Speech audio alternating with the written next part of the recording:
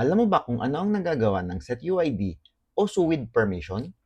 Ang setuid ay isang permission na kapag nakaset sa isang executable file o program ay papayagan nito ang sino mang mag-run na pansamantalang magkaroon ng kapangyarihan ng pagmamayari ng program na yun.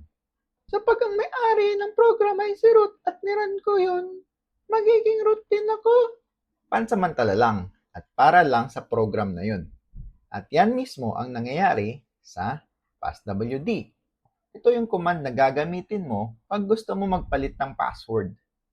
Ang command na ito ay nasa /user/bin at ito ay pagmamay-ari ni root at may setuid permission.